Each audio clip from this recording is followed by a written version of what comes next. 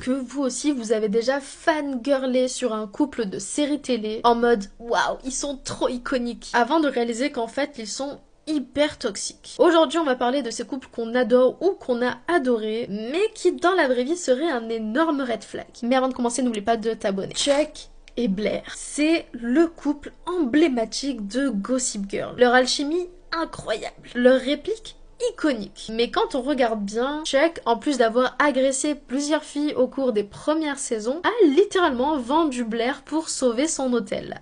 Il l'a manipulée, trahi, et leur relation était un enchaînement de jeux de pouvoir toxiques. Pourtant, on était tous là à espérer qu'ils finissent ensemble à la fin. Damon et Elena. Le couple préféré de beaucoup de fans de The Vampire Diaries. Mais faudrait peut-être rappeler que Damon a manipulé et maltraité Elena et ses proches pendant des années avant qu'ils finissent par tomber amoureux. Le mec a forcé Caroline à être avec lui au début de la série alors qu'elle ne le voulait pas. Il a tenté de tuer Jérémy à de nombreuses reprises, genre littéralement le petit frère de Elena quoi. Mais bon, on lui a pardonné parce qu'il a de beaux yeux et une jolie voix grave. I know you're obsessed with me. Ok, pour le prochain, je sais que j'aime faire des ennemis, mais est-ce qu'on peut parler de Ross et Rachel dans Friends? Ross était hyper possessif et jaloux. Il ne supportait pas que Rachel réussisse professionnellement sans lui, et leur histoire du We were on break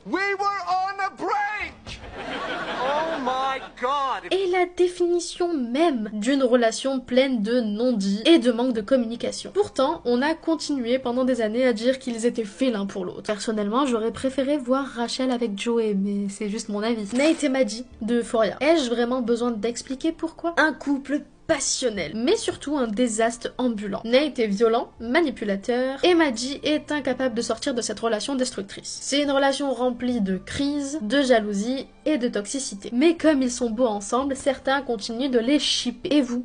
Quel couple de séries vous continuez à adorer malgré le fait qu'ils soient méga toxiques? Dites-moi tout ça dans les commentaires.